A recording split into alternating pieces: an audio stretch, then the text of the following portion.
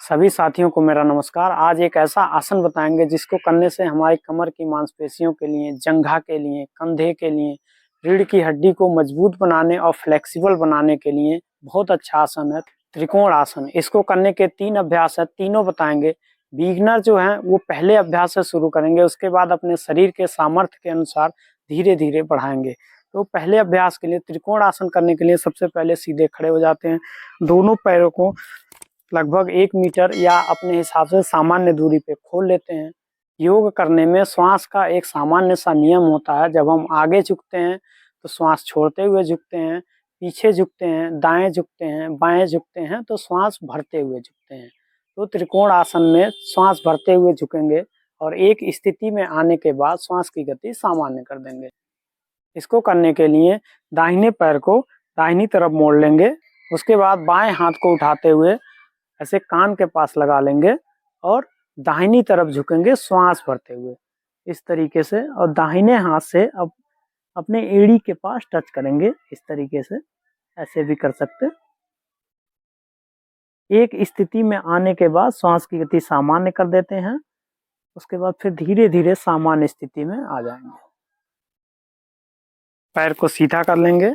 अब बाएं पैर को बाईं तरफ मोड़ लेंगे, दाहिना हाथ अपने कान के पास लगा लेंगे और बाईं तरफ झुकते हुए श्वास भरते हुए झुकेंगे ऐसे, और बाएं हाथ को अपने बाएं एड़ी के पास लगा देंगे इस तरीके से। फिर धीरे धीरे सामान्य स्थिति में आ जाएंगे। इस तरीके से आप कम से कम 1 मिनट रुकें। बाएं पैर को भी सीधा कर लेंगे। ये है इसका पहला अभ्यास।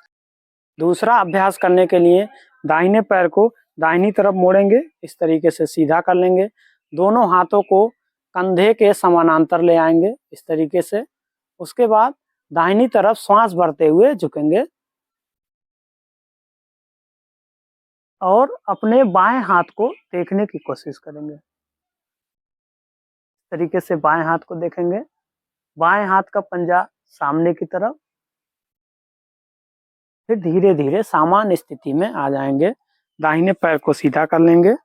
अब बाएं पैर को बाईं तरफ मोड़ लेंगे और फिर वही क्रिया इस तरीके से बाईं तरफ झुकते हुए श्वास की गति भरते हुए और अपने दाहिने हाथ के पंजे को देखेंगे।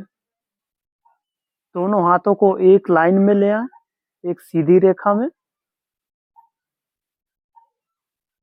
फिर धीरे धीरे सामान्य स्थिति में आ जाए। ये है इसका दूसरा अभ्यास। पैरों को सीधा कर लें। बिगिनर पहले अभ्यास से करें।